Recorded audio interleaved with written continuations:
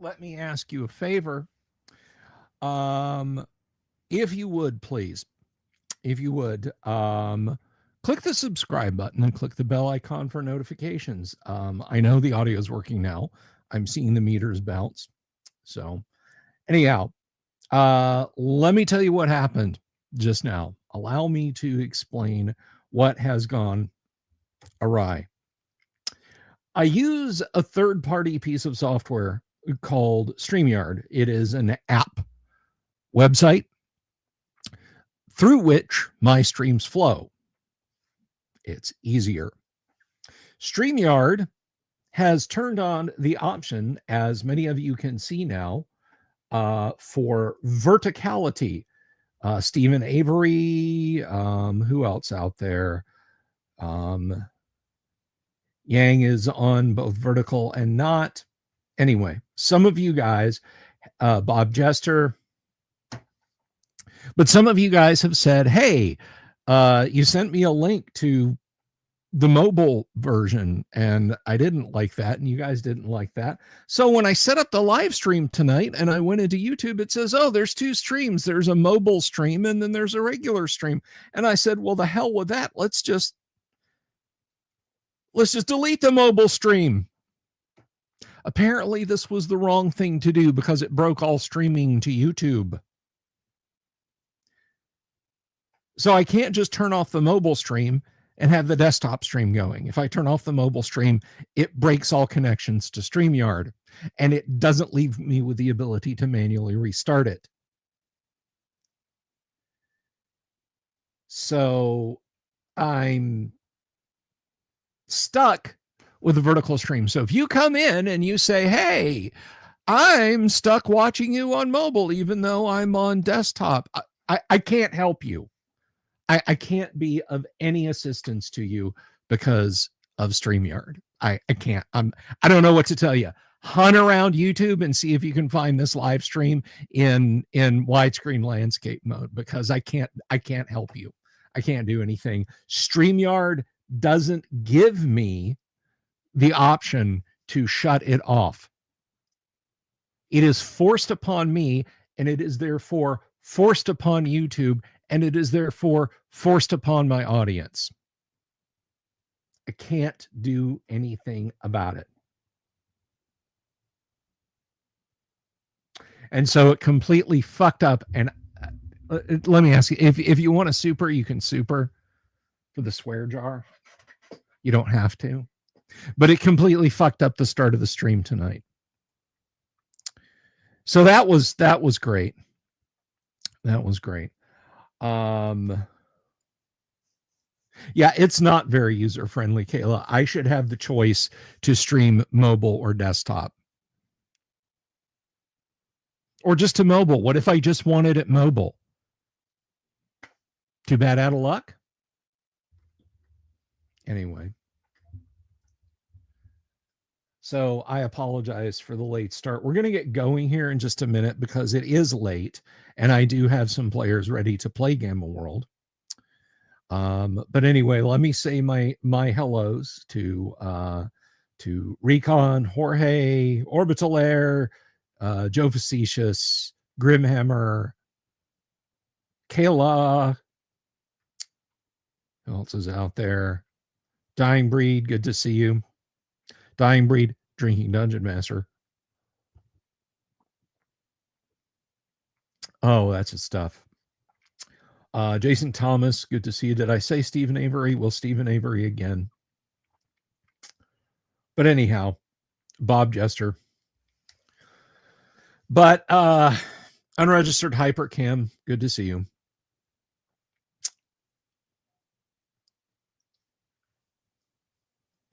But yes, we are playing 1E Gamma World. We'll get going here in just a minute. I'm having a fine Guinness. Thank you, Grim. Thank you, Grim. All right. So last week, if you don't know what we do when I say we're going to play a game, we're playing Gamma World tonight. We are going to play. I have a group of awesome people raring to go in the green room right now. They are champing at the bit. We're going to be playing some classic Gamma World tonight, and we are going to get going here in just a minute. The way we play our TTRPGs around here, you don't just sit there and watch, guys. If you have any questions about Gamma World, about what we do, about how we do it, I want you to feel free to ask those questions, and I will do my level best to answer. If I don't, someone else out there in the audience world may be able to answer the questions for you, or one of the players may be able to answer one of the questions for you, because, folks, I have the smartest and best looking fans out there in any of the 5 night a week first edition TTRPG classic RPG live stream spaces on YouTube, and I will kill on that hill. So without further ado, let me go ahead and bring my players in. Last week, the party was investigating a underground scientific research base. Why are they always underground? Well, I guess it's just the underground ones are the only ones that lasted. So let's go ahead and bring out our guests. This cat right here is a longtime supporter of the channel, loving him to pieces. We're so glad when he can make it every night. He's an all-around awesome guy. Everybody welcome Kevin as Wonder Bar. Kevin. Hello. And I see that we are not even getting the cool backgrounds. So let me see. There we go. That's better. Next up, here's a guy who has just arrived, so we certainly don't want him to live up to his name, but he's got a channel that works. Actually, it does work. You can find him here on YouTube. He at Yang Yanzhao 4. Everybody, please welcome Yang Yanzhao. Yang. Good evening. How are you, man? Or should I say, how are you, Mantis? Yeah. All right. And clomping into the arena out of the wasteland in his power armor. That's a lot of ins and outs. And you can find him here on YouTube at Doom Swords, although he is all over the place, particularly on our Tuesday night first edition game, just like Kevin is. Everybody, please welcome Doom Swords as Techno Dooms. Hey, what's up, man? What's up, my live stream is finally. And last and not least, she's the simultaneous president of the Model UN Key Club and got the award for selling the most band candy for their trip to Florida. Everybody, please welcome Kennick as Sage. Hello, everyone. Good evening. Kayla has a rules question. The rules say dexterity is determined, or initiative is determined by dexterity, and another has initiative rolled by D&D. I've seen people do both. We do just D6 initiative. There is a lot of wonk in the first edition Gamma World rules, like they refer to a saving throw system. There are no saving throws in Gamma World. There are nowhere in Gamma World are there saving throws, but they say confidently, this adds to your saving throws. I have a feeling Jim wrote this in haste. Like he woke up that morning around, shit, I need a game system. I was supposed to turn this into Gary. And just like hammered this out in 4 hours. Manuals and books for Gamma World? No, actually there's not. There's modules. That's it. The closest we got to a GM's resource for Gamma World was the Game Master's screen, which I have and use a PDF of gratefully. It is very handy. What did I tell you guys? Did a Florida band trip, marched in a Disney parade? Because of course you did. All right, guys, we've carried on for long enough and we've eaten most of an hour. So let's go ahead and get started. You guys had just defeated a security robotoid, or secrobtoid, as I like to call it. I don't call it that at all. I don't know why I said that. It's lying in a smoking heap in the room. Everybody's kind of rubbing their limbs. You're all very sore because this thing it hit a bunch of you with stun beams and just ow, that thing hurt. Fortunately, it did not fire any gas grenades at you all. So there it is in its smoking ruin in this room. It literally just lunged out at you guys when you opened the door. So you haven't really had a chance to examine anything. What are you going to do?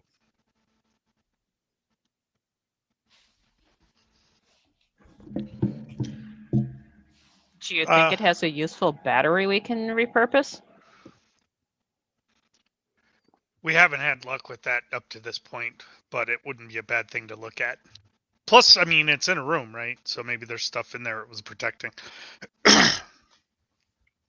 Right, we didn't even get in the door before it came out in right. It came out in the hall, looked at you guys, and said, "Target humans, mission terminate," and then proceeded to attempt to do just that. Yeah, I opened the door and it was like in my face. Yes, a shocking revelation for you. It just tried to gently, delicately tickle your belly button with a shock prod. Thank you, Alpha. By the way, Alpha, if you're new here, we do ask that you drop a super chat in. So that's just something everybody does. You're not being singled out. I'm kidding. You don't have to super chat. I just like to throw the joke in there every now and again. Runeward Gaming, hello, good to see you. All right, so yeah, you guys, there is the room beyond it. You can examine that if you want. Yeah, Wunderbar's gonna go in there. He's gonna step around the corpse or whatever remains of the robot and see if we can find out what's in there. So stepping over the robot hull, there are shelves littered with so many gadgets, strange things you have no idea what there are. There is a desk with a very obviously smashed computer terminal on it. There is a skeleton lying crumpled in the corner. It's kind of standing on its head. Its head's at an odd angle, but it is a skeleton. So, you're not, it could have just fallen that way after the years.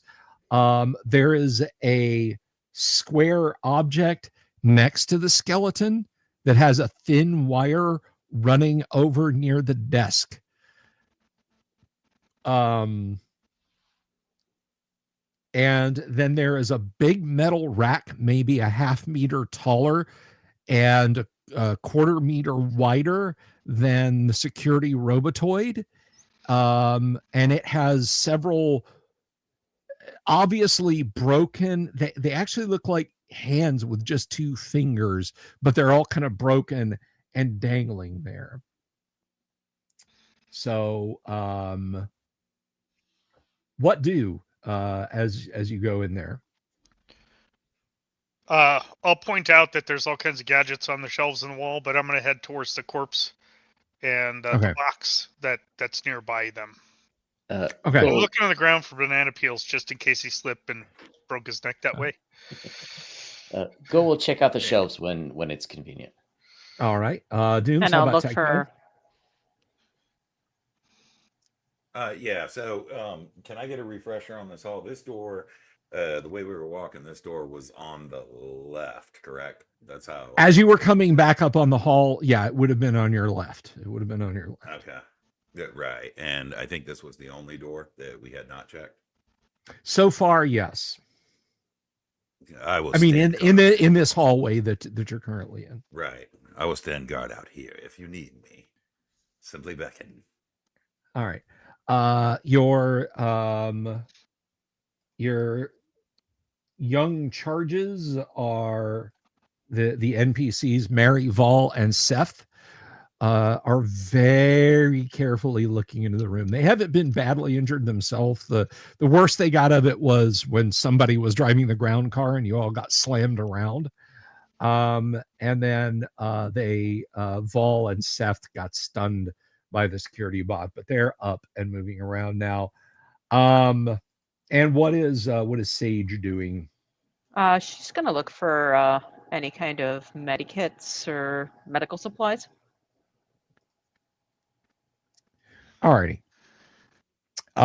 So, all right, we'll start with Wonder Bar. So, yes, this individual is lying there. There's the rectangle next to him is just a couple of millimeters thick, and it has a dusty plasteel backing to it. You're not sure what it is. It's lying face down.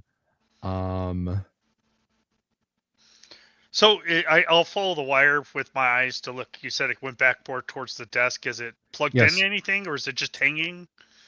It is plugged into a receptacle underneath the desk. There's a corroded bronze or brass plate under there with a few rectangular slots in it. Is it in the floor?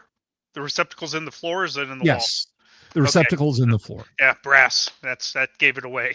Those are always in the floor. I'll have Wonderbar go over there and look at, before he touches it, look at the receptacle. Does Okay. it look like it's powered, or is there No way to tell. You just see the wire ends in a small rectangle itself, and that appears to be pushed partially into one of the rectangles in the brass circular receptacle in the floor. So he's going to do the stupid thing and try to push it the rest of the way in? Doesn't budge. It won't move? Okay. Well, No. then I'm probably safe, aren't I? Oh, he's going to walk back over to the corpse and pick up the square or whatever it is and turn it over so he can look at it, both sides.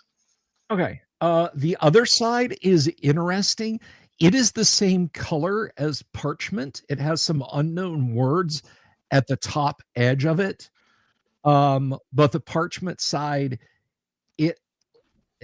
the letters are a faint charcoal color, but they have kind of a strange luminescence to them. They appear to be handwritten, hastily scrawled, and it says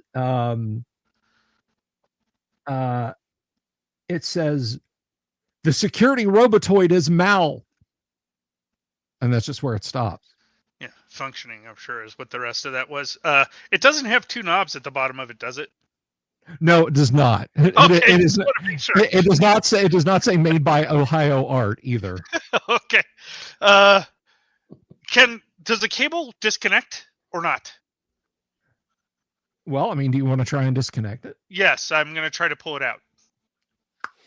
It pops out. There's a little connector of a strange yellowish looking plastic substance with 3 tiny gold tines along its surface. Okay. Yeah. Nice. All right. Well, I'll grab that, and it doesn't look like it has any buttons on it or anything. It's just this. No. Somebody was taking notes. Okay. Looks like. All right, and then I'll walk back over and see if I can pull the other plug out of the receptacle. You said it was rusted? No, it's not rusted. The receptacle has slight corrosion on it. Okay, so it's like partially green or whatever. Okay. Hello, Kabuki. Good to see you. Yeah, I'm going to try to pull it out of there. Yeah, so you've got like a 4 meter long, I guess since Gamma World's fall came in like the late 22nd century, this would be like USB-Q. Yeah, okay. Fine. Some of these letters they've gotten to. Does it look like it's intact? Is the wire frayed at all? Is there?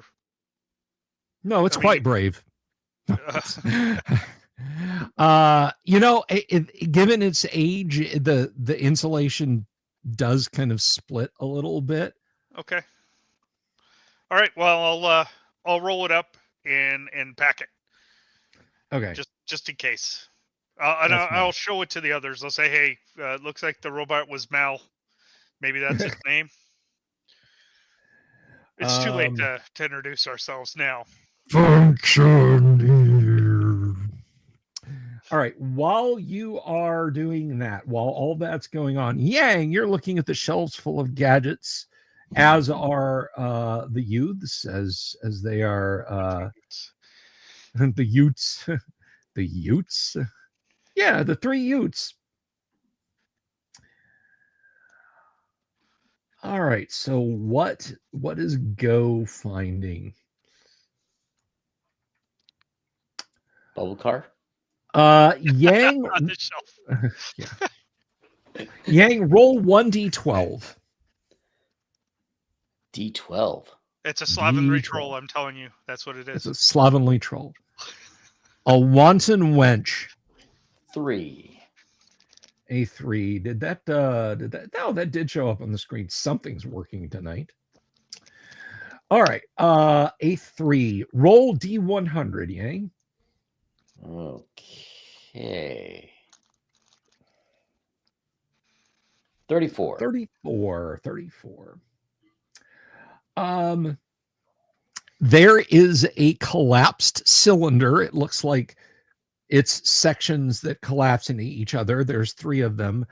On one end, there is a very large lens, but that lens is spider webbed. It is crackled. There is a small eyepiece at a 90-degree angle on the other end, and there's a folding tripod underneath it. But it is obvious that is it is broken in some way. There's a few chunks of glass that have fallen out. Might be fun to look through, but it's not going to be terribly useful to look through. I will take the tripod. Okay, give me a D10 roll. Oh, It blows up. Yeah. Take a D6 of damage. You try and pick the tripod up. One of the legs just folds out and slams into your shin. Yeah, you're not sure how to get that tripod off. You can try again if you want. Sure. There you go. You were tightening it. You just oh, right. Okay. Give me another D10 roll. Lefty Lucy. 1. Yeah, there you go. Then you just loosen the flange nut and give me another D10 roll.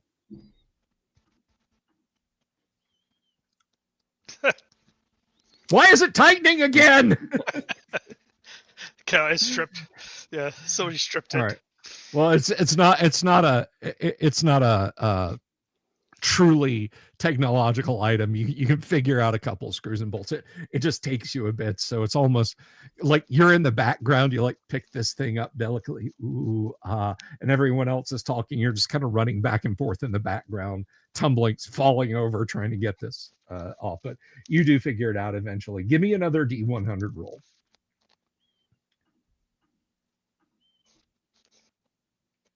79.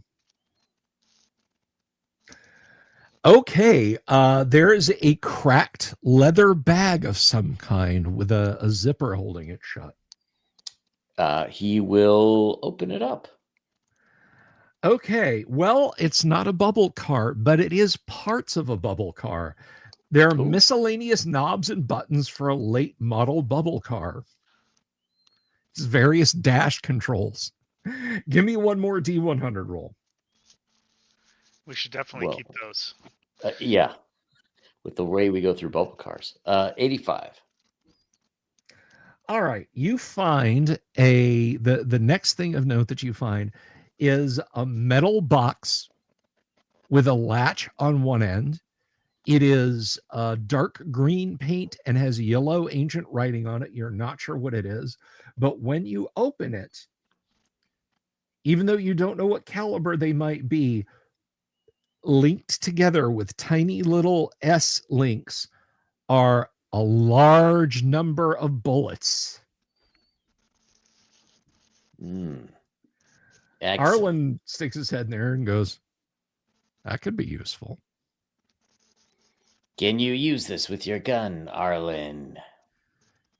He looks it over and says, if I can't, I'll find someone who can, and I'll get more bullets for mine, or I'll get him to modify mine so it can shoot those. Sounds good. Kanek, roll a D12. Okay.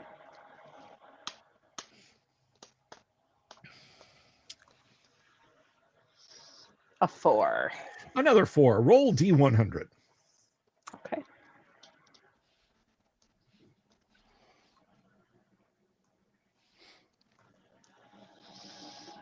$55. 50. Oh man, okay. Roll 3 dice 6 times. No, I'm just kidding. All right. There is a very strange thing that you find. It is a weird spiral of brass. It's just like it's been crushed down to less than a centimeter's thickness. It looks like it was some kind of spiral funnel. There's a little tiny funnel at one end and a broad funnel at the top, but it has been crushed almost completely flat. And there are 3 valves near the middle of the spiral. You have no idea what this thing was. However, lying on the middle of it is about a 60 centimeter on an edge yellow scrap of paper that has 2 circles and a crescent underneath the circle. It looks like a child's drawing of a smiling face that's been stuck to this. On the other side, it takes you a minute to decipher it, but in the ancient language, it says, "A gentleman is someone who can play the tuba but doesn't." All right, give me another D100 roll. Okay.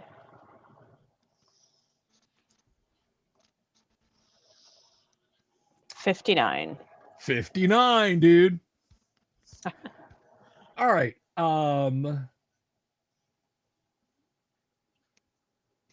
Let's see. Roll a D10. Okay. Or I'm sorry, roll D100. Roll D100. D100. Okay. Yes, D100. 78. Wow. Okay. You find a wooden box with a small latch that you can turn, and it unfolds into like a stair step shape.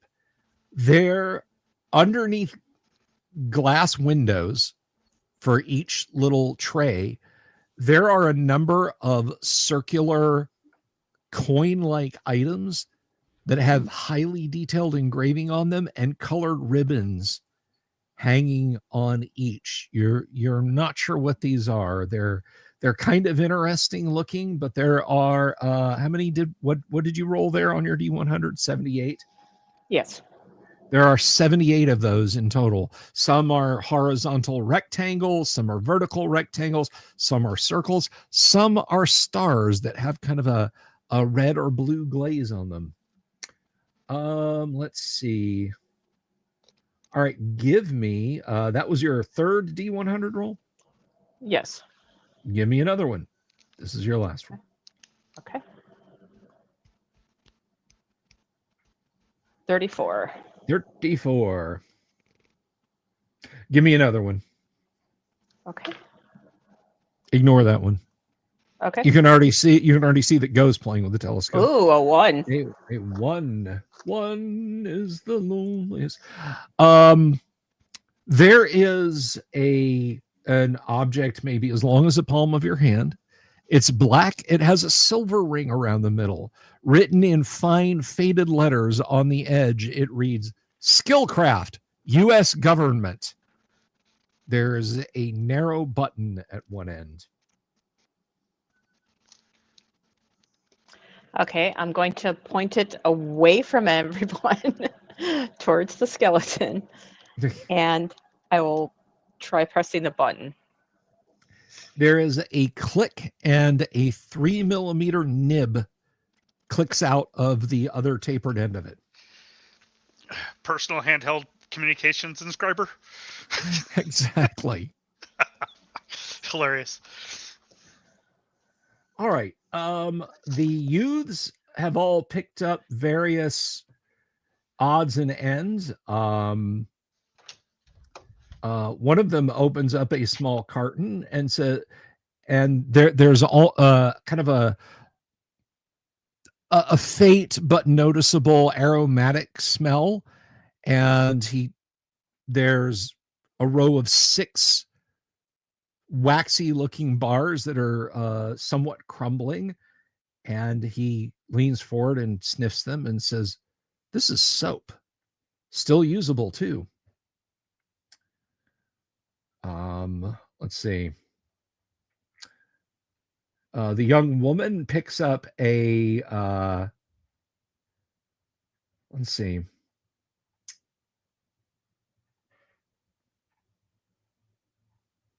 She picks up a,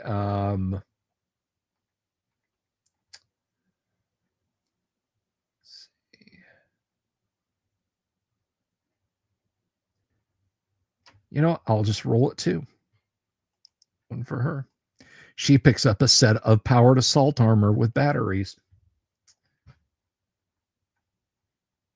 Hey, Techno, let's wrestle. She picks up a device that has a spool of thin paper. You can see it through a transparent window, and every 3 centimeters, the paper appears to be perforated. She's fascinated by the brightly colored paper. She turns it over in her hands a few times, makes a couple of tries at seeing if it will do anything. But it does not appear to work, but she takes it nonetheless. And the last youth.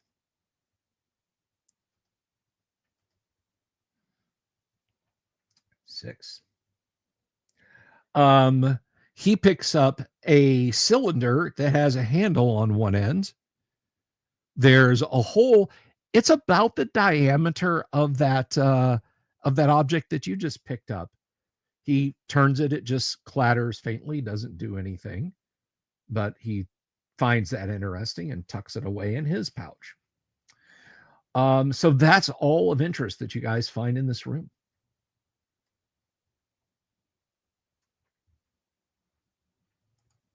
Are there any remnants of clothing or whatever on the skeleton, or is it all rotted away? No, there are some tattered remnants of clothing. It appears to have been a one-piece uniform of some kind. Like a jumpsuit. Okay. Mm-hmm. Any indication of what color it might have been? Yeah, light blue.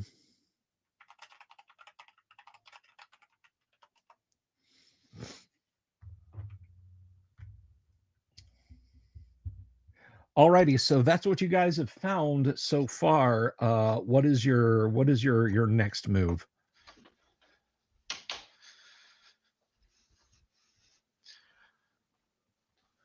Yeah, I guess there's no other doors in and out of this. It's an office. There is not. No, you do not see any doors. Okay. Yeah, I think we'll go back out and tell Techno that we have some interesting but not very useful gadgets that we found in there, and I'll show him the weird pad with the the words on it. The weird pad from Apple. Okay, yeah. Techno, he shows it to you. It just says the security robotoid is Mal. The gold, it's in the Yeah. Very interesting. It seems that most of what we find is trash, as would be expected in a world of ruination. One of the youth speaks up and says, I don't know about that, Mr. Techno. I found this thing. And he holds up a cylinder with a handle on one end and turns it. The mechanism seems to be functioning just fine. No idea what it does, but. Well, to be fair, I found this. And I pointed the power armor itself. He nods. Perhaps a bit more useful than this. He admonished, puts it back in his pack. So, what do guys? Where you go? Fun, little friend. Well, I mean, there's further down the hallway, right? We've gone in the doors that we found in this area. In this area, yes. But the hallway continues out, if I recall, right? Yes, it does. But I would also point out there was one door that you guys could not force open and you did not go into. It's the Oh, blue that's- door just up right. from the red door that you guys found the security robotoid lying on a table, and then Techno smashed its head in with his foot. Right. Right, Well- and that was reinforced duralloy and whatnot. And, right, and we haven't found the key card. I mean, there wasn't enough tatters left on the skeleton to conceal a card, was there? No, there was Okay. not. All right. Well, I mean, I guess we'll remember where that is, unless you think you can tear it down, Techno. You think you can get through that, or is it going to end up Yeah, using too much battery power? It will use a lot of that, and I think that it will make a lot of noise, and it will take a tremendous amount of time, would be my estimation, by looking at the material and cross-referencing it with what I have seen in the past. We may certainly try, though. I feel that it would be best to exhaust all options before. First. Okay, let's do that. Let's worry about opening it later. And the next levels, we might find a card that allows us to open that door without any hassle. Right. So yeah, we'll just move on. We'll Alrighty. try to go down further down if we can. Alrighty. So, Risk the elevator again. are you going to risk the elevator again? Well, I mean, are there passages still on this level, or do we only have the? No, elevator? this corridor continues on. There Okay, there yeah, is that's what I thought. there's a T intersection at the end of it. Okay, yeah, we're gonna go down to the T and look right and left and see if we see any doors. Okay, to the right there is an opening. It is dark down that way. The lights appear to have burned out. The hall itself is kind of cracked and bowed up in the floor. There's more of the pipes and cables hanging out of the fallen ceiling. To the left appears more intact, and the Illumistrips are glowing. It's a little dimmer, but that ends in a door. However, the right-hand side of that hall, from about the midpoint up, appears to be made of Duraglass, although there are screens on the other side, on the inside of the Duraglass, that are drawn, so you can't see what's in that room. Ah, that looks like an important place to go. We should check out the room with the Duraglass. Indeed. So we'll head down there towards the Duraglass room. Okay. This is a heavy-duty door that you come up to. It is of similar construction to the blue door. So you don't know what you're going to do. This one, it has a key card, and we haven't tried one, right? It has a key card hole. It does have a key card hole, yes. All right. We'll try the key card, and then I guess Go also had a key card. We'll try the two key cards to see if it opens. It's the same color, or it's No, this is a different color. This door is Okay. green. Putting the key card in the slot does not do anything. all right. Damn, Key they cards, I should say. they probably have the useful stuff in these rooms where we can't get in. We really need these cards. Indeed. And I cannot recall that I have seen Duraglass. The word glass, of course, would imply that it's less than Duralloy or Durasteel, but who knows? I can try to punch it and see what happens. All right.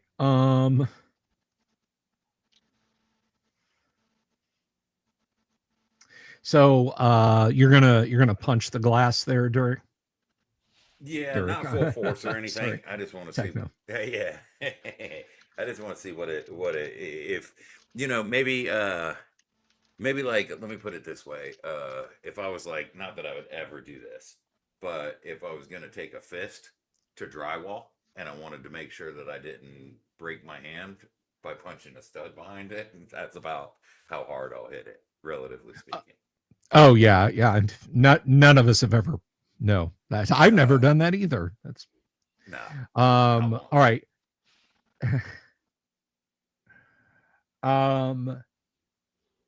So yeah, you give it a good thump, and I mean, you can't see them, but clearly it has some kind of molecular safety wire in it. But yeah, you crunch it with that powered armor fist, and it crazes and bows right in. Like another blow like that, and your fist is going to be completely through it. Well, I suppose that answers that. It's your call, friends. Do it.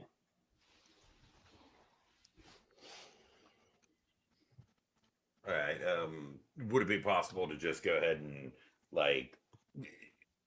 I'm gonna try. Okay, I'm gonna try to stick my fingers into it from both of my power armor hands, and rip it aside, stepping back as I do so, kind of like peeling it like a sardine can. Can you see what's in the room? Your magnetic servos, they do have to use some strength, but yeah, I mean, you can crush the glass out of the way.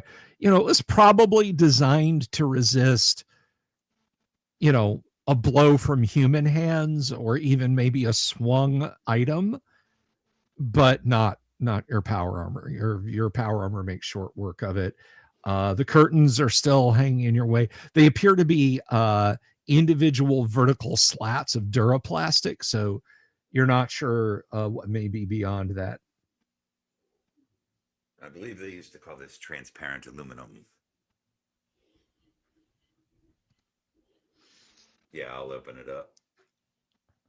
All right, so you push the clattering blinds to the side, and beyond that, in the chamber, this is maybe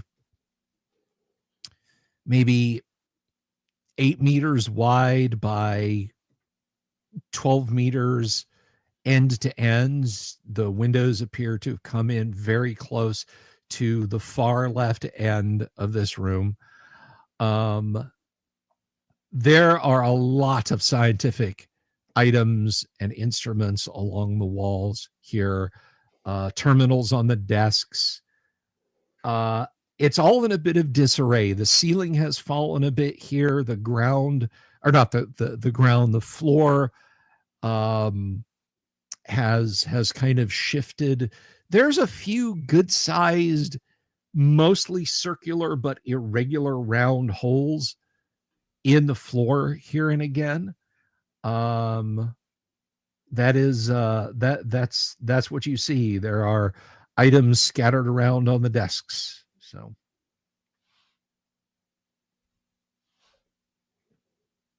who's first? Wonderbar will step in, start looking. I'll All right. sort of peek my head around and shine some lights into the void, assuming it's not lit up. Yeah, no, there's Illumistrips in here. You don't have to have your searchlight on. Okay. So there's looking in the room, Wonderbar, you recognize that there are racks of small glass containers neatly in rows. There's a couple of computer terminals sitting on shelves along the wall. There's chairs that are knocked over. But perhaps most unsettling is in the on the left-hand side against the wall outward. There is a door. It is a green door. There are a few skeletons wearing the tattered remains of clothes piled up against it. Like when they were alive, perhaps they all tried to get to the door at the same time.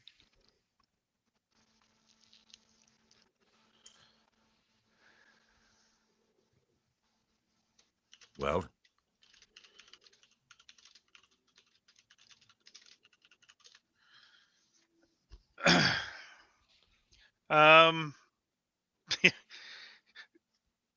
yeah, I know what to do with this with D&D. I have no idea what the hell. Yeah. Just, bust out the energy mace. There you go. Yeah, I mean, yeah, that's actually not a bad idea. I'll bring out the energy mace and go over there. Okay.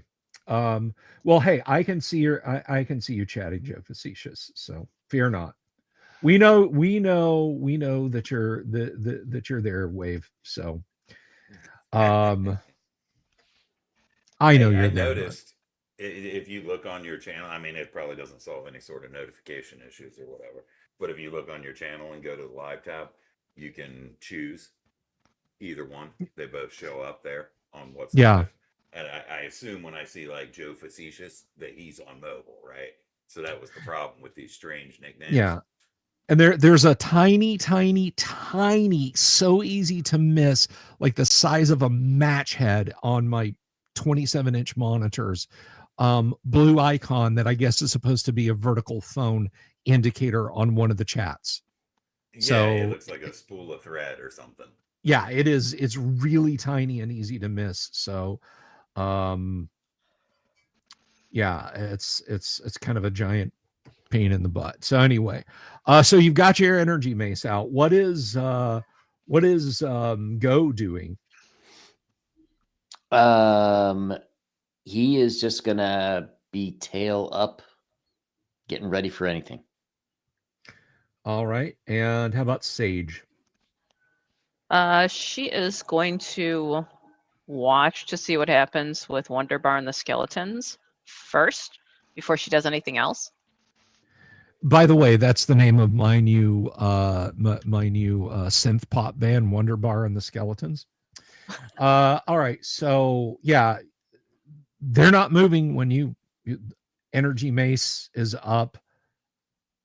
They don't do anything. Okay. I'll push them with my foot. I'll push one of them with my foot. All right. They seem to have enjoyed that. They're all smiling at you. The skeleton grin, huh? Okay. But they're all very Harryhausen, actually. Yeah, you move them with your foot. It's much like the skeleton in the other room. They're kind of tattered. Interestingly, there is a card lying next to one of their hands that you can see now as you have moved them. Okay. I'm going to move them all. If I have to flip them, I'll flip them. Just to see if they're... I'm going to get the card first so I don't end up having to move them again. Alrighty. Yeah, I'll see if the others have cards or anything similar. No, none of them appear to have cards. Okay. And this is a green card. This is a green card, and it has a 3 stamped on it. You've seen numbers stamped on cards before. Okay. I'll lift it up to show, hey, Right. These guys have a card. Wonder if it has anything to do with this door that they're standing in front of. There is a slot next to the door. Yeah. Did they die because they put the card in? I don't know. All right. Well, Find out. probably just them, right? It wasn't me. It couldn't happen to me. I'll slide the card in and see what happens. There is this sort of pop and a hiss, and the door slowly slides open. The chamber beyond is smaller. There are more ancient computers in here, and one of them has fallen over in the corner. The ceiling has collapsed slightly here. And the Illumistrips here are almost completely non-functional. But in the light of one, you can see there is a skeleton lying under the fallen computer cabinet in the corner. Okay. Does does it look like I can get to it safely, or is this stuff still like hanging? Well, I mean, there's still stuff hanging from the ceiling, but you can get over there safely, you think. Okay. I'll walk over to there and I'll take a look and see what it is. Okay. You walk over there, and yes, someone has been crushed by the this falling component. You don't know how severe it is. There are long faded brown strands of hair still kind of clinging to the skull. There is a diamond-shaped hole just above the bridge of the nose in the skeleton. There is one of those pads like the one that you had before next to the skeleton. Most curiously, you notice a few other things as you look at it. Most of the skeleton is covered with what looks for all the world like little tiny slivers of plant material, like meticulously placed almost all over the skeleton. Some of it has shifted. Any rock with hurdy-gurdies? I think Hurdy-Gurdy Man by Donovan. I think that one.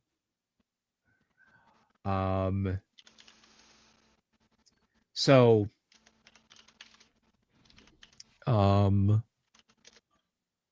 you've got another one of these tablets, the skeleton meticulously covered in tiny bits of something with a tiny diamond-shaped hole in the forehead. I don't. Anytime there's weird plants, I'm not real happy about that. The plants don't appear to be hostile. So do they really look like they're placed there, or does it look like it's just a growth pattern?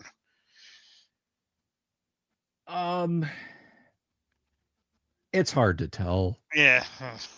It's so hard. You don't see any plants. You don't see any roots. I mean, it looks for all the world.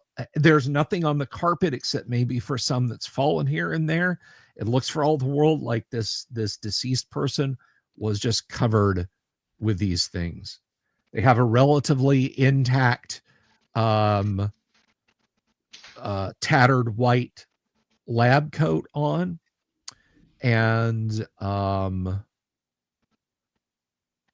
lying just above their head where it lies back on the floor, you see a square of Duraplast with a 3-dimensional photograph on it.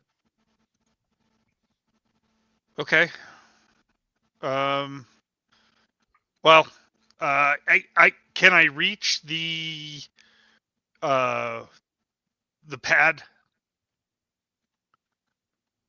that you had mentioned here? There. Yeah, it's just by the skeleton's hand. Okay. Yeah, I'm gonna see if I can get that. I'm a little nervous to get any closer. I don't know what's with that diamond shape. Unless this is Arrakis or something.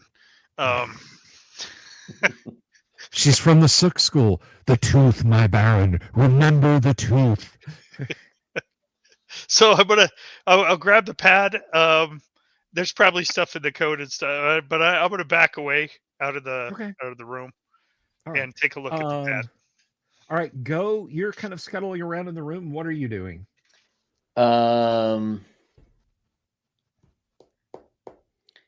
He's first of all, he's going to avoid the part of the ceiling that's fallen. Okay. But he's going to be looking for anything else of use. Okay, so there's some different there's different sized glass tubes and bottles and flasks. There is a sealed flask that has a red liquid in it. Oh, well, he will definitely take that. Alrighty. You have that. There's a next to that, there are a few broken glass tubes, and they are sitting next to a white pyramid that has a blue hemispherical top with a hole in the middle. Sorry, can you say that again? It is a Duraplast white pyramid. It's got a flat top, and there's a blue hemisphere sticking out of the flat top. In the middle of the top of that hemisphere, there is an indentation. He doesn't know what that is, but he will take it. Alrighty. You've got that. There are closed cabinets along the wall and that sort of thing. Then he'll start rifling through the cabinets. Alrighty. Most of it is just junk, yellowed, crumbling bits of paper, Duraplast slabs that have ancient writing on them. You have no idea what they could mean. There is a white Duraplast blocks with a red cross in the middle of it. Oh, well, he's definitely going to grab that. Alrighty. He will yell over to his mates. He says, I think I found one of those ancient healing boxes you like. Sage perks up. Can you bring it here, please? I don't want to go in that room. He will bring it to her while avoiding the part of the ceiling that has fallen down. All right. Easy enough to do. Dooms, what is Techno doing? He was standing outside the glass last I heard, but was he going inside or anything? No, I don't think so. I think it's the same type of thing. I want to stay out here on lockdown mode while they explore. Okay. I'd just get in the way anyway. I assume they'd bring me anything they don't understand for look-see. So, alrighty. So Kabuki Go brings Sage the box. It clatters faintly when you move it around. Kevin, you have the tablet. You've avoided things. What are you doing now? Well, I'm going to take a look at it and see if it's lit, so I can see if there's a message. I'll flip it over if I have to. Yeah. So you don't have to. The paper-like face. It is blank. It is blank. All right. So I'm going to look at the cable I took for the other one, and I'm going to see if it plugs into this one. Yes, it fits. Okay. It is identical in every way to the one that you picked up. All right. And then I'm going to look for a receptacle somewhere sitting in the room here. Alrighty. Roll a d6, please. All right. Let's see. Let's use the right dice this time. I got a 4. You got a 4. Okay, so you're not spotting anything right at this minute. Go is Go still looking around in the other room though? Yes. Okay. I was just wondering because you've still got plenty of cabinets to look in. Well, then he'll go back to the cabinets after he delivers the med kit. There is a cabinet that it's sitting on the floor. It is as tall as the counters. There's ancient, faded, stuck-on pieces of parchment. You can't tell what they said, except one at the top is mostly crumbled away. It's red and has black lettering on it. And you see GERATION unit. I'll put it up in the chat.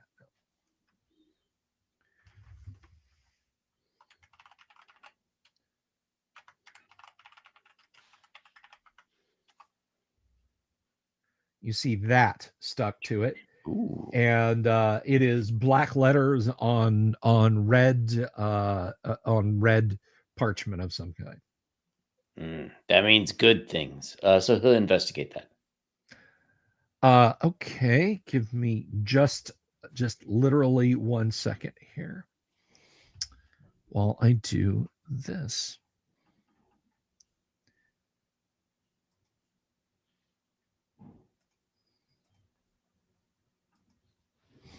There we go.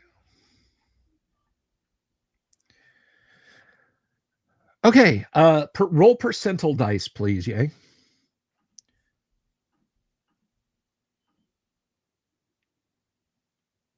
91. Okay. So the door sticks a little bit. You open it. The smell is very bad, very, very mildewy. There are patches of blackish, yellowish slime on every surface in here, even coating what looks like glass containers. It's all just has a uniform, and there are kind of these faintly waving back and forth mushrooms, perhaps 40 millimeters long. And let's see.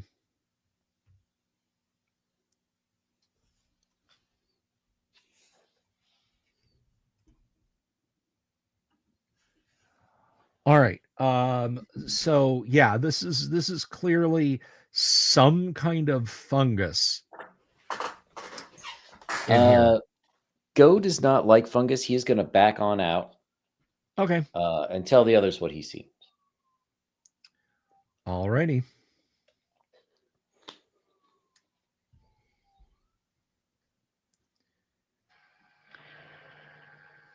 Sage is going to look in the medikit and see if it's useful.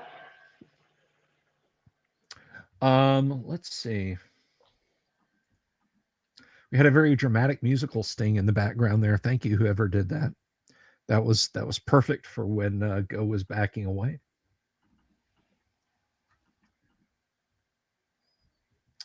I'm looking here. All right, Sage, give me a D10 roll. Okay. A 5. All right, you push a couple of buttons and a red light behind the cross flickers to life. Give me another D10 roll. Okay. A 4. All right, a 4. There is a blue display above and to the right of the cross flickers to life, and you see little instructions scrolling down the screen. Give me another D10 roll. Okay. 7. A 7. You kind of turn it over, push the buttons again, tap the screen. Nothing happens. Okay. So, can I keep trying? Sure. Okay. 10. A 10. Okay. The screen flashes yellow a couple of times, but it doesn't do anything else. All right. I'll try again. A 9. It does that again. Just goes. Eh. A 10. Yeah. Do you know what the definition of insanity is, Kennick? It's doing the same thing over and over and expecting a different result. I'm going to try the other hand. Maybe if I just turn it off and turn, that's what she said. Maybe if I just turn it off and turn it back on, it'll work that time. A 5. A 5. It does twice as much as it did last time. Okay. And a 1. A 1. Look at you. You're like, oh, push the button. Don't pull it. There you go. All right. There's a little diagram of a person, and you see little animated wiggly things come in. It's on a loop. They sort of come in and attach to the person and then flash blue. And that just loops after you do that. It appears to be instructing you to do something. You want to try again? Yeah, please. A 4. A 4. Okay. Yeah, you can't stop the little man from being attacked by worms. You can try again if you want. Yeah, might as well at this point. Another 4. What was I just telling you? I'm truly trying not What's to. everyone else doing? Of course you are. We'll keep working with you. Jim Ward said that to me, and I couldn't figure out something in Dragon Lairs. We'll keep working with you, Bill. We'll keep working with you, Kenneth. Okay. That I think that's Wisconsinite for well bless your heart. But anyway, what is Wonder Bar? What are you doing? You want to look again to see if you can find a square to plug your little square on your long thing in? Yeah, but if I don't see anything, I'll just pocket it until I do. So Answer unclear. USB cord stuck in penis. Go ahead and roll. I'll flip the cord twice because it never works Yeah, the first or the second Yeah, time. exactly. Yeah. What is it? Right, wrong, Yeah. right. Exactly. Yeah.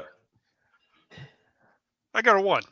You find one. It's along the shelf level. It's on the other side of the room from this unfortunate soul. All right, I'll walk over there and I'll see if I can plug it in. Okay.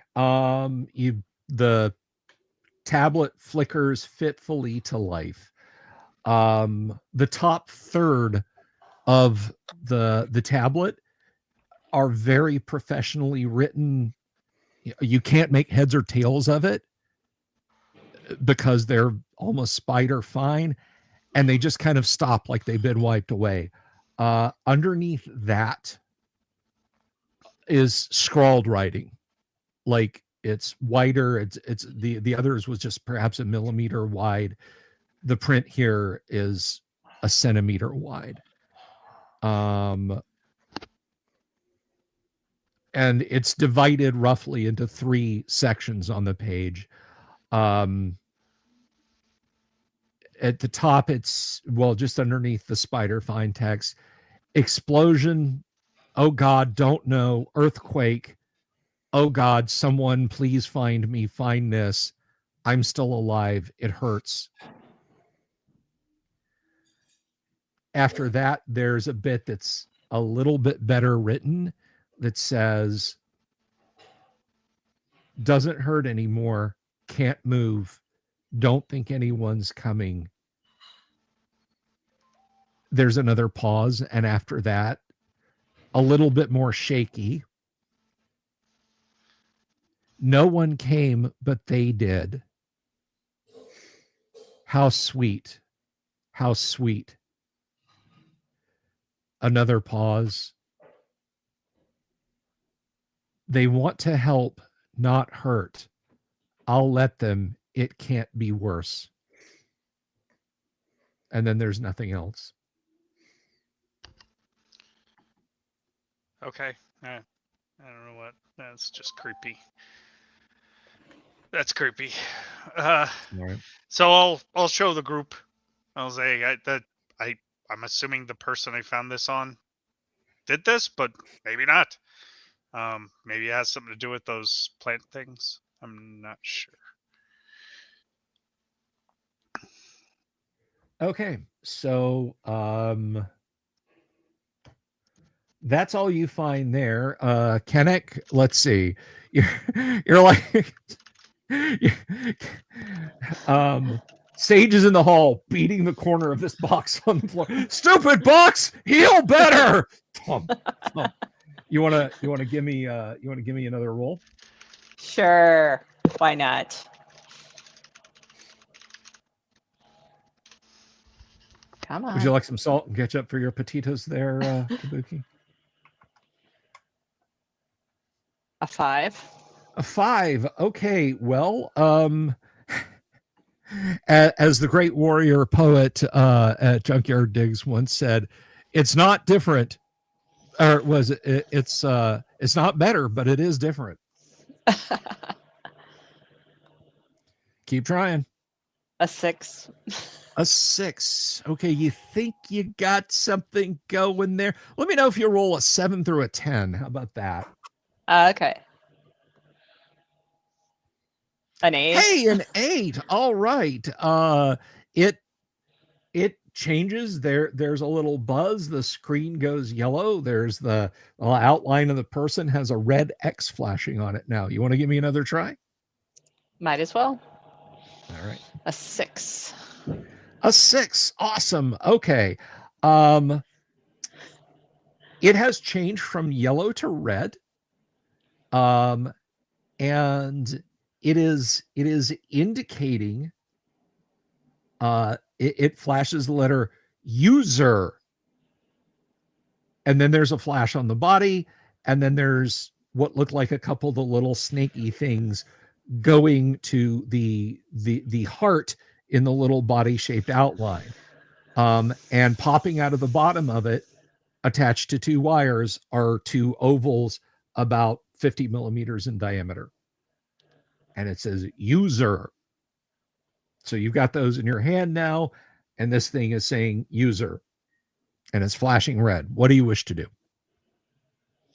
I think I'll hold on to it for now and power it down so we can figure it out later. You have no idea how to power it down. Okay. You're just kind of monkeying with it. Give me you want to give me a D10 roll to see if you can power it down? Sure. All right, give me a D10 roll. A 4. A 4. Okay. You sort of tug on those and they snap back inside, and it goes back to the scrolling screen, the scrolling blue screen of instructions. Okay. Is there something that says off or anything like that? No. Okay. All right. Go. You have backed away from the mold-filled refrigerator. What do you wish to do? Well, he's going to go over to Techno, and he's going to say, hey, you're supposed to be the smart one, yes? Maybe you could figure out the generation unit. Well, I am the smart one, but I would only do my best.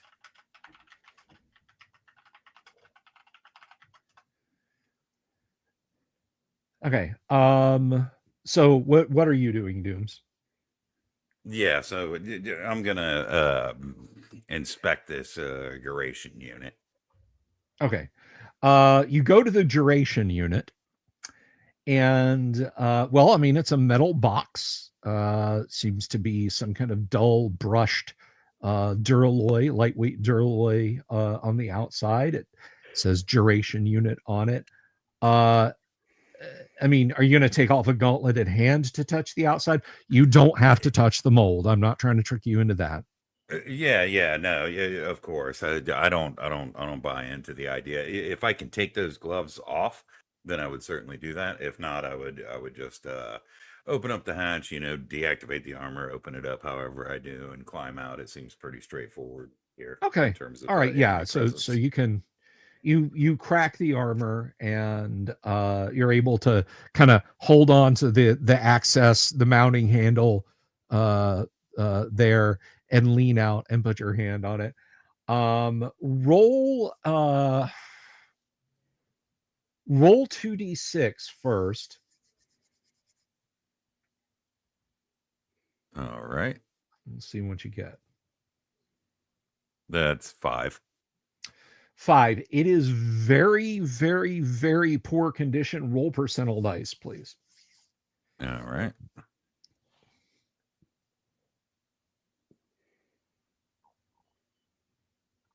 Well, it's supposed to be a 93. These are dice. 93 or 39. It doesn't matter.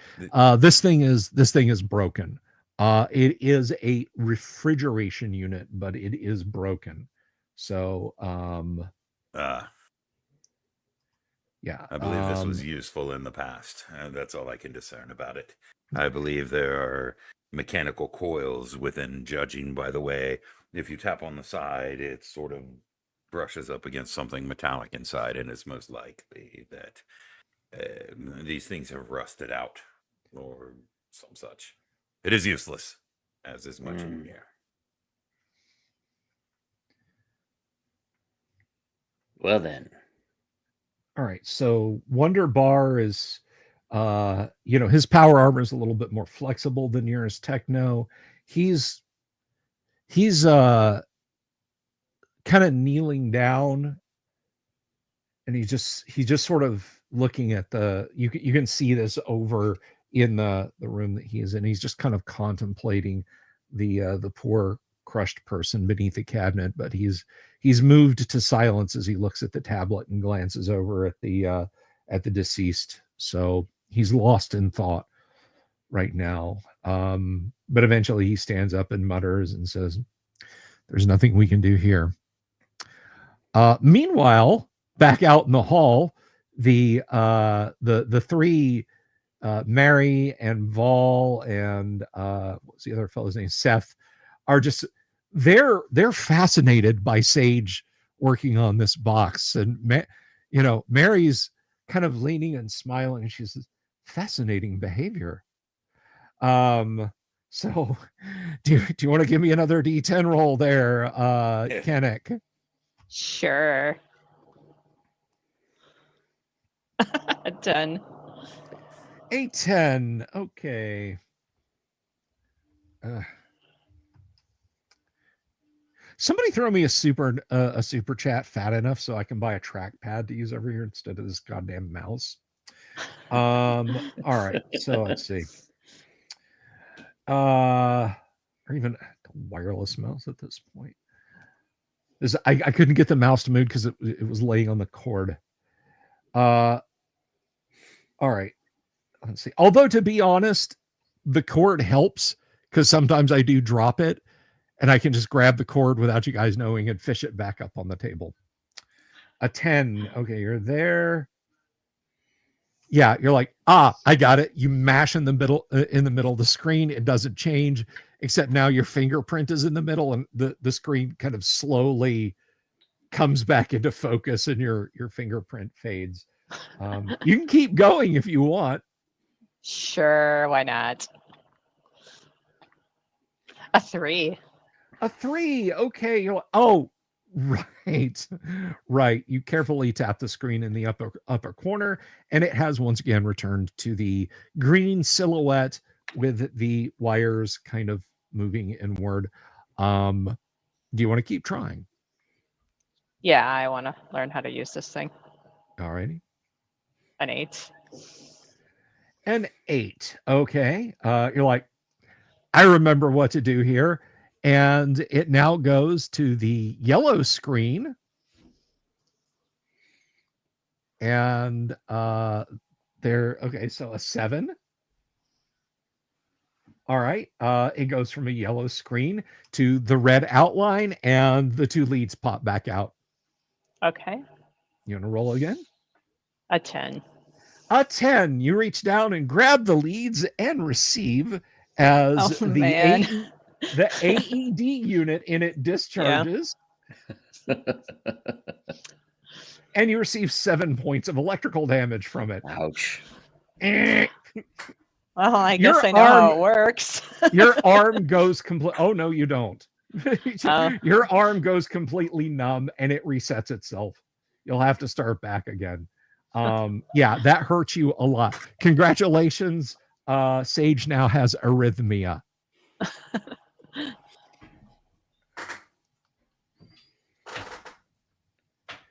Poor Grimhammer, he's so desperate.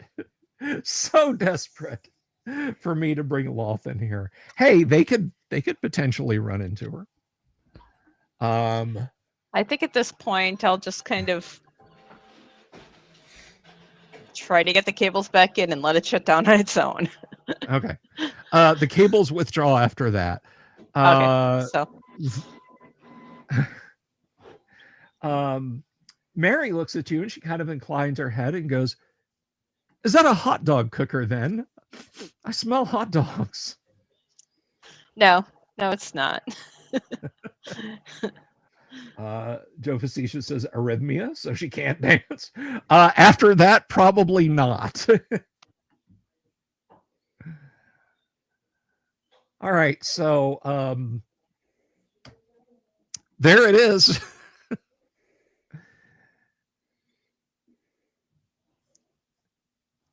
Yeah, I was pretty sure from the descriptions, but yeah. Yeah. Wonder Bar is tapping the security card in his hand and says, I think we've done as much damage as we can do here.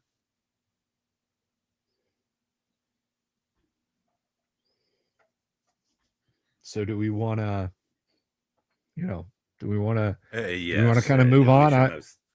I have a security card here. We could try it in one of those other doors. Indeed, the closest Yes. one. Allow me to remount the armor, please. No, sure. Anything's better than that elevator again. Yes, I suppose I'll strap into that stuff, and we'll continue on with them taking the lead. Back to the door that's closest with the card. That would be, well, the one that's closest is the one that we just breached, right? So there's only one more. That is correct. Back up the hall. Right. That is correct. That is the blue door. Right. We'll do that. All right. Okay. So, you slide the card in. The door hisses open. This room is it's not really a room. There's a long hallway, maybe 6 meters, 7 meters long, and there's another door at the end of it that has a lot of signs and stickers on it.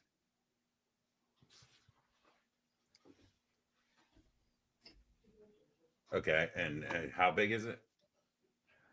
The corridor is about 6 or 7 meters long. Right, and basically 3 meters wide or something like that. 6 meters. Yeah, somewhere. Yeah, about 3 meters wide. So I shall take the lead, just in case there is some sort of explosive or detonative material on the end.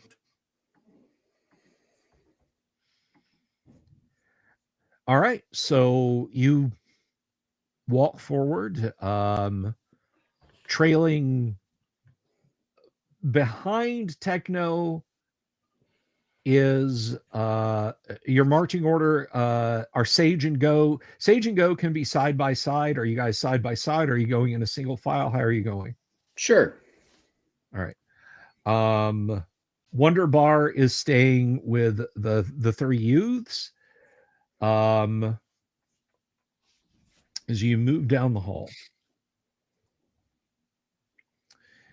and you come up to the door, it is another green door. There are faded signs on it, and the most prominent reads L1 CPU, no entry without authorization or appointment.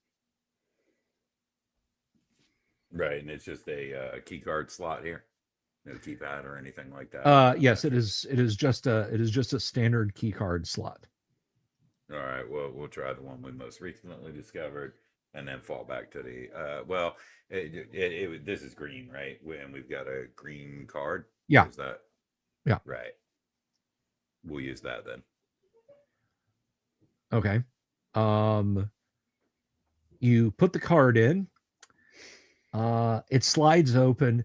This room is it's every surface that's not a panel of winking lights, green, red, white, blue, yellow,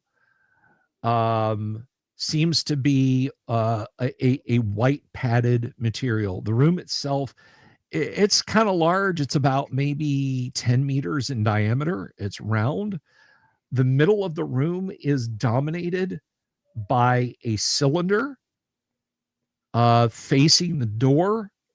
There is a computer terminal and a keyboard with some cabling that obviously goes into the cylinder.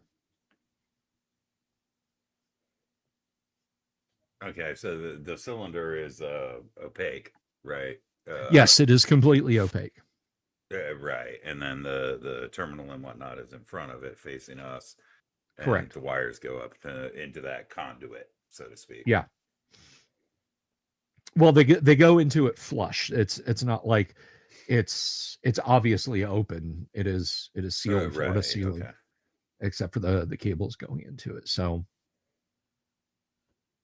Yeah, I believe Wonderbar is the terminal expert.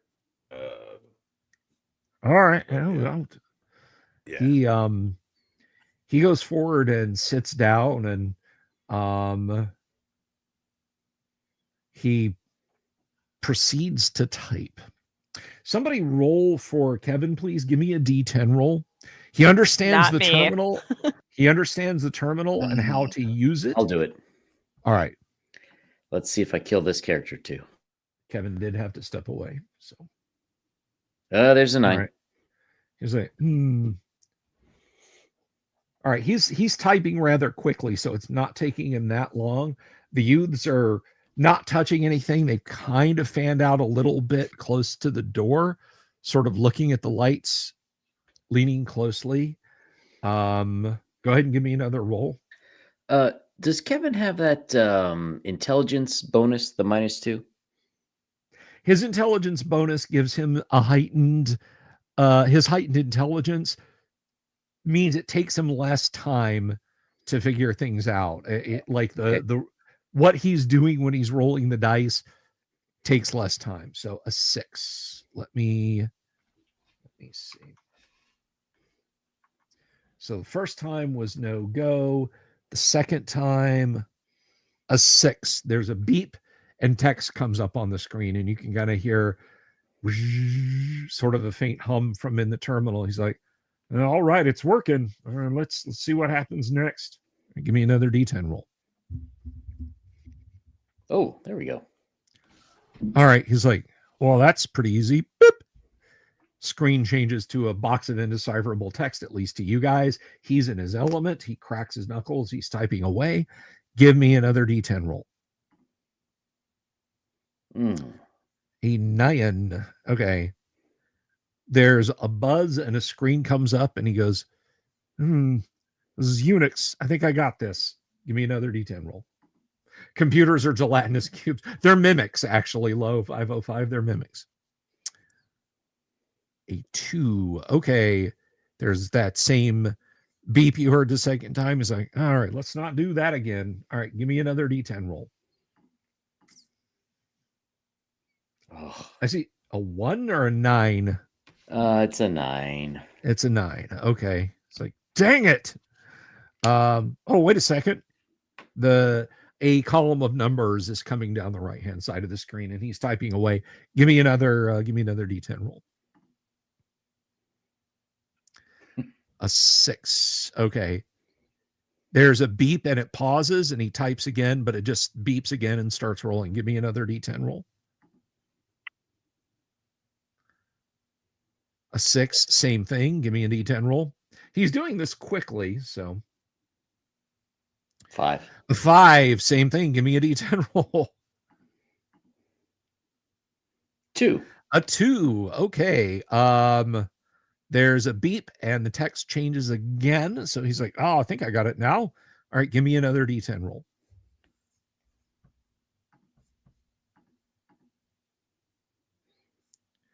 A 2. He's like, yeah, I'm definitely onto something. This is definitely something to do with the whole facility. Another D10 roll, please. A 2. Okay. Menu changes again. Give me another D10 roll. 3. Wow. Okay. Another D10 roll, please. He's like, I almost got it. We're almost home. Oh. Boop, boop. He's like, damn it. When the screen changes to yellow again, give me another D10 roll. Oh no. It's a 9. All right. Okay. He's like, keep getting shut out of the secondary firewall. All right, give me another roll. All right, give me another roll. There you go. 1. Okay. All right. I'll try this again. I think I've almost got it. Give me another roll. Ooh. He says, I've got it. I've got it. This is some kind of cybernetic installation. He keys a few commands. There is a hiss. Chilled, moist air rolls out of the bottom of the cylinder as it slowly begins to slide up into the ceiling. The cables from the terminal detach. They just sort of pop out. They don't clatter to the floor. So it's almost like there's a mechanism built into the cables that pulls them and holds them. The black, gleaming metallic cylinder rises into the ceiling. The interior of the cylinder, at least the side facing you, is a meshwork of irregular, thin duralloy pipes, the same black color, and cables winding around. The entire affair slowly starts to turn towards you, and then it stops. From the waist up, you see the bare-chested torso and head of a human male. There's a heavy set of what look like snoopers around the upper portion of his face. On his bald forehead, the dome of his head, the crown of his head, has cables snaking into it that go up in and combine with and join the ones that continue upward, and some of them even arc down his back. Faintly in red letters on his forehead, you can make out the words, probably sane. His eyes don't do anything that you can tell. His head raises slightly, and he begins to speak. Initially, in nothing but numbers and phrases that don't make any sense at all, in a rough, gravelly voice. Finally concluding, as he looks back and forth across your group, he says, "Who are you people? What are you doing in this facility?" And who says I am a person? "You're wearing Mark 7B modified assault armor. There's flesh and blood in there, whether you're a mutie or a pure strain. You are a person, sir." I turn my head. He's not wrong. Well, we are seekers, and we come from a variety of backgrounds, sir. Don't you all? And what have you? Well, I'm sorry. You have risen from the mist. You have risen from the mist. Are you an apparition? I'm no apparition. There ain't no such thing as ghosts, except the ones in here. And he raises a withered arm and taps his forehead.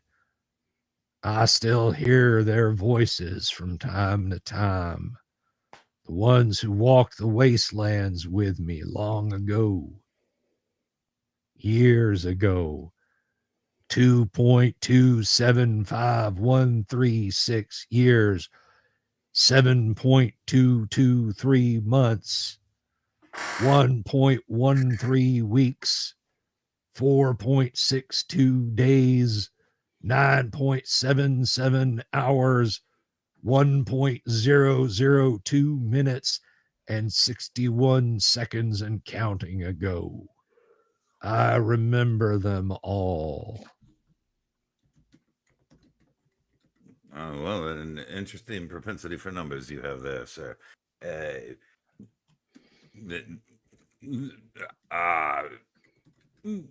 Are you organic? Fascinating. I am both man and machine. Breathtaking, am I not? Well, indeed, and I understand that that might be the case because I feel that I am both a god amongst men and a god amongst the machines, so I can understand the sentiment. Ha ha ha. Until your atomic power cells runs out, my friend, then you're just as squishy as the rest of us. Well, he makes a fair point. But that eventuality has not yet happened. So, what are your names? You, he points at Go, Insect Man. I trust you the most of all. Wise choice. I am Go. I see. Woman? That is that one. He points at Sage. I'm Sage. I see. Wonder Bar steps up and says, what Wonder Bar is my name?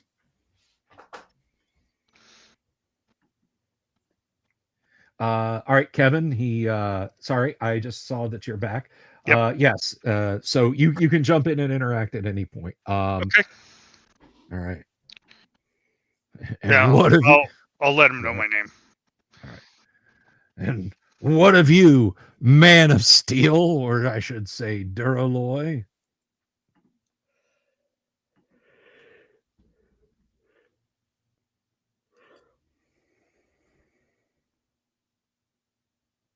You do not speak? My friends call me Techno. Others call me Death. Sometimes Destruction. But my friends have called me Destruction as well. Most unfortunate that.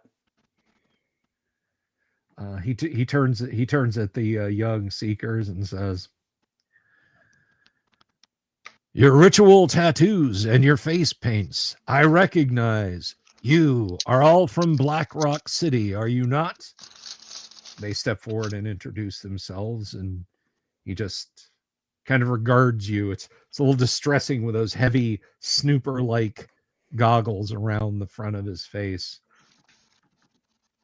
When I had a name and it mattered, I was called Numbers Rab. Some people knew me as probably sane. Well, it is pleased to meet you. I can most definitely tell you that you're more likely insane. Perhaps you should change your moniker to probably insane or pro-insane or some sort of other truncation of those words. I don't know, perhaps a portmanteau. He leans back and scratches his. He's actually, however he was installed in here, he wasn't depilated because he does have a rather long white beard there that's sort of matted to his chest where there are no cables, and says, "Be that as it may, I do not say this with rancor. I do not say this with threat. But you have entered a place where humans are generally unwelcome. You have entered a closed loop society, but you have not polluted it too much yet. So I would bid you leave this place now. You may take the baubles that you have already collected. The damage you have done to the Securabots, I can repair in time. But please, I implore you, depart my sanctuary. Leave me to rest in peace with the peaceful ones who live down below." Well, you seem to be no harm to us. I do not know what my friends say, though. Those that call me Techno, those that call me Destruction, they can say whatever they like, and I will simply destroy them.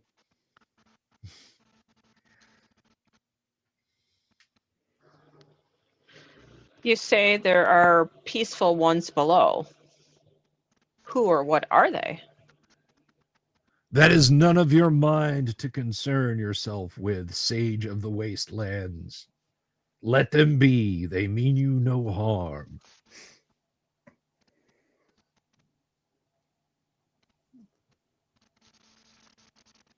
Well, we mean them no harm either. That is good. Then you may leave alive.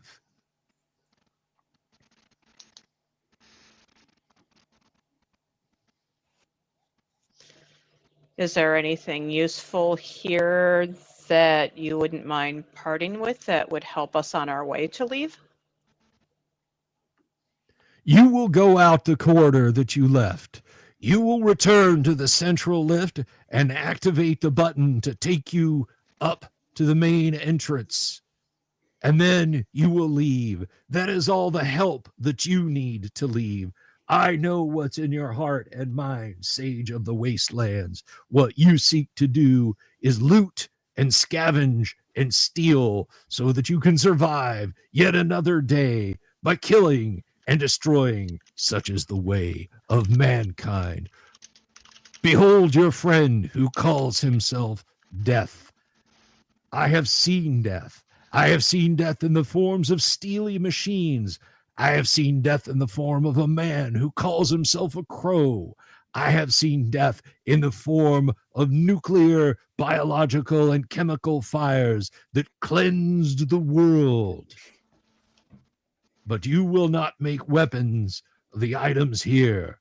Now, please, for your own safety, I bid you leave. Yeah. How dare he call you murder hobos?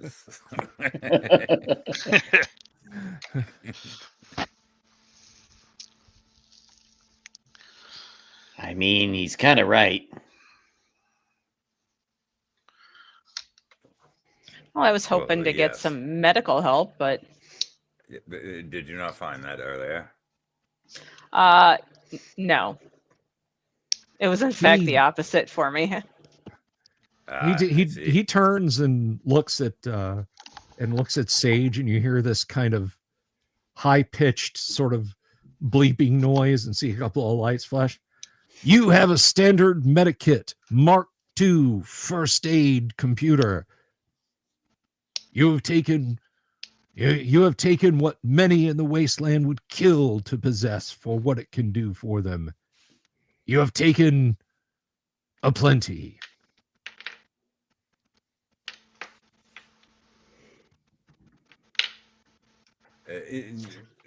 Be that as it may, if I might interject, far be it from me to interrupt. She tried to use it and it had the opposite effect. You seem quite knowledgeable about such equipment.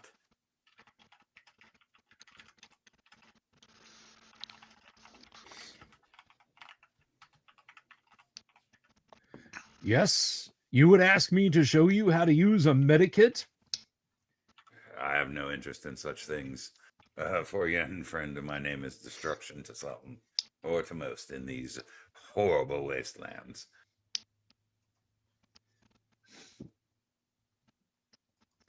Well, then I'm afraid I can be of no further help unless you would hear the stories of someone who has seen too much. But now I listen to the music of the spheres and the song of the gentle children who are below. So did we miss an opportunity to have him teach Sage how to use that thing? I mean, that's up to you. Well, that I was mean, my intent.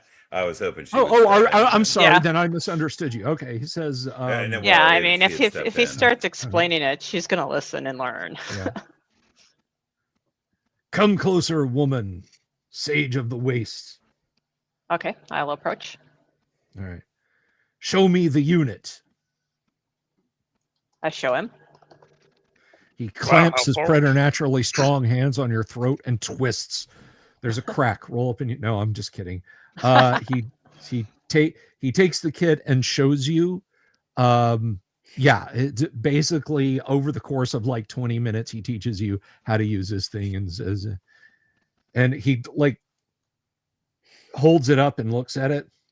One of the uses has been exhausted. It seems that someone used it to try and defibrillate a heart. I do not know Yeah. how or when that happened. That's the bad learning experience I had. Yes. I see. There. Now you have been given a gift beyond price. Is How there many uses anything does- else? How many uses does it have?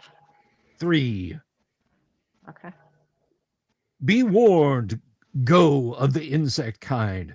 This only works on humans and pure strain human adjacent.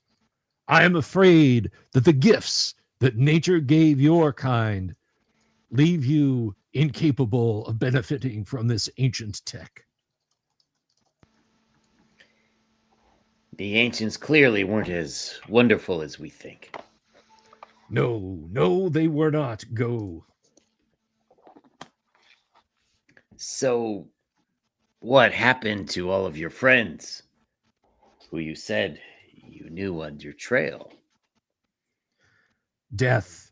Death by machine. Death by mutated plants. Horror. Sorrow. Suffering. Heartbreak. Those whom I cared for, such as I could. I wandered for months through the blasted wastelands. I drifted to the south, where I thought I might find cooler climates. And then I came to this place. The central machine that ran it was dying, and he bade me save his children. When he showed me the miracle that was created here long ago, the work that still goes on conducted by them, I could not refuse him. I had no further purpose in the above world. And so, with the surgical machines here, I was reemplaced as the cybernetic controller. Now, my mind wanders through endless valleys of silicon and code. My eyes see 10,000 places at once.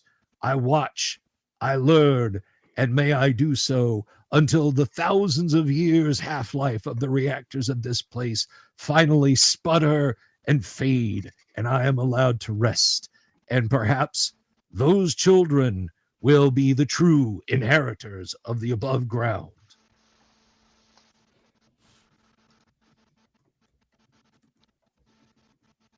An interesting ambition, friend.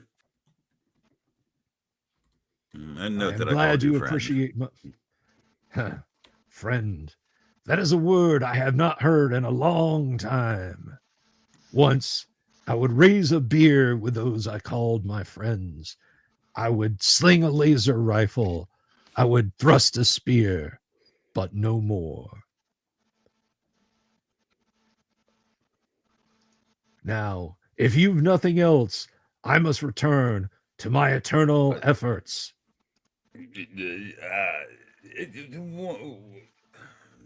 One more thing. I seem to have a faint recollection about the Crow Man. Have you heard of such a thing? I believe even it was telepathically implanted in my brain just now. I don't know. Such things happen to me. Part of my mutation. There is one who calls himself the Crow. He is of a mindset that feels that there should be no living things left on the earth, no matter how fractured it is, no matter how mutated they are. He is bent on death and death alone. He seeks to slay all and destroy even the machines so that they might not inherit a dead planet. The mindset is beyond even mine as it was when I walked the world as probably sane. If you meet the Crow, you must understand He is a foe beyond your measure and possess resources and weapons to devastate cities like the weapons of old should he decide to use them. If you confront him, you must know you may not survive. Thank you, Christopher Sims. I really appreciate that. Thank you so much. That means a lot.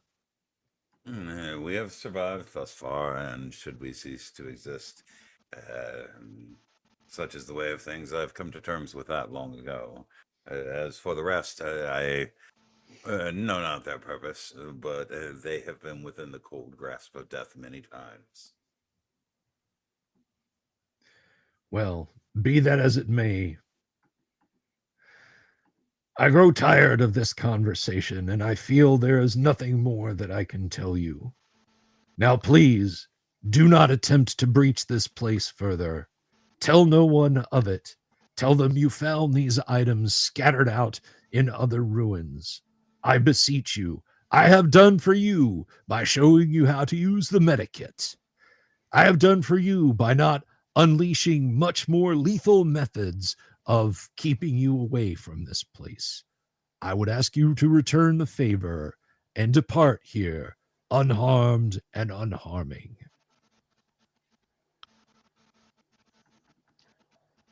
I very much appreciate your guidance. Yes, no argument from me. Go just shrugs. All right. Kevin, make a note. Wonder Bar now knows how to use a permanent cybernetic installation. Okay.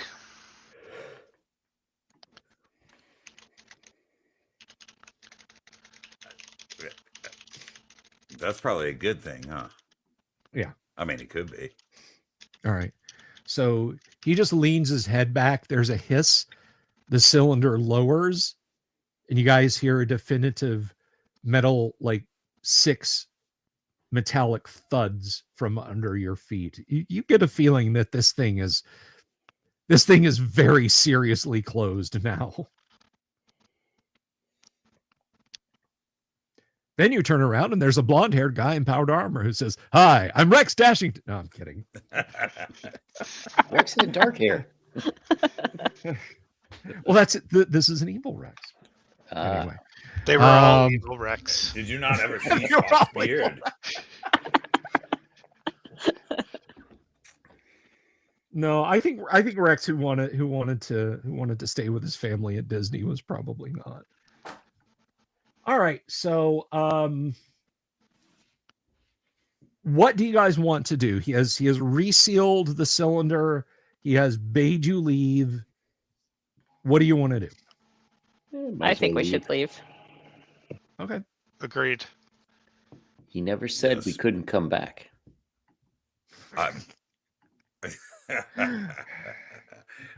My contract was vague on many points. I suppose that is your insectoid intelligence inferring something that us mere mortals or the humanoids, as it were, would never understand. Or it is sarcasm. That is why lawful neutral does not mean lawful nice. Yes. Oh, he's lawful neutral. He'll understand. Oh God, why has he got that rule book? What do you mean we have the death sentence? And by the way, a lawful neutral is absolutely 100% the best alignment. I think neutral good is, but by best, I guess it depends on what you mean. But if by best you mean the best to play, or the best as in ethically the best, because neutral good is the goodest good. It is the goodest good, but lawful neutral keeps you out of the least amount of. It's the best min-max alignment to play, and it's especially fitting for fighters. And if alignments were real, like in the real world, they said pick an alignment when you turn 18. I would choose neutral good. I would go looking for a lawful neutral attorney. Simple as yes. I would hire in every case. The guy who inspects houses, give me a lawful neutral guy. The guy, the attorney, give me a lawful neutral guy. My insurance agent, lawful neutral. That's why it's perfect for the human fighter. All right. So you guys then make your way up out of the tunnel to the lift. You don't touch any buttons. The lift immediately rises. Like you get on the lift and it rises up. You have a feeling that this numbers rab individual is escorting you out. Nice. I've never seen such things, but then again, I've never traveled with an insectoid. Perhaps it's something about your carapace and your disturbing lack of tendons that allows him to manipulate you so. Perhaps you are magnetic. All right, so yeah, you are back in the circular arrangement of Ferrocrete pyramids. You're standing by the one. When you guys step out, you hear the door that you had basically punched in kind of tries to swing shut. It gets about halfway and stops. You suspect that this numbers rab cybernetic installation individual can probably fix it at some point, but so you return back to your vehicles. The young seekers, Mary, Vol, and Seth are they're moved to silence this whole time, just kind of holding with more respect and awe now the artifacts that they took from the underground bunker. And that is where we're going to go ahead and leave it tonight, guys. I want to thank all my players for being here. Thank you all very much. Now, okay, silly question. Is next week or the week after is Thanksgiving, correct? Or is it next Thursday? Yeah, I think it's the week after. Yeah, the week after. 7. Yeah, 2 weeks. Okay. All right. So yes, we will be playing next Friday. Thank you again all for all of my players for being here. I want to thank not just my players, but the audience for your extreme patience tonight. Getting hosed by StreamYard was not a lot of fun. I am sorry for those of you who keep stumbling into the mobile version of the live stream. I can't change it. That screws me up. I'm going to have a primal screaming session at Streamlab about what they've done to me, because it doesn't just split the videos for you guys. I now have 2 live videos in my video library, so it screws things up for me too. But anyway, guys, thank you all for being here. Love all you guys.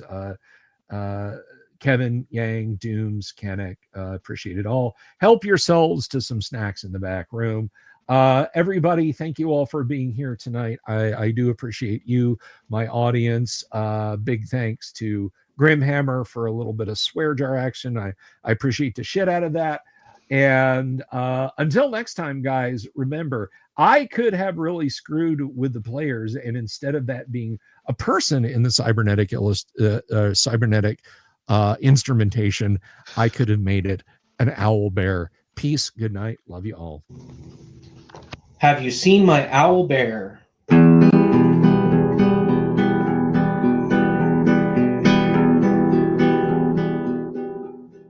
Here's to all the weirdos everywhere, in the woods and in the air. Have you seen my owl bear? Should I shave off all my hair? Bobs are all around, some live in tunnels underground. Some are fat, some are rich, some are sleeping in a ditch.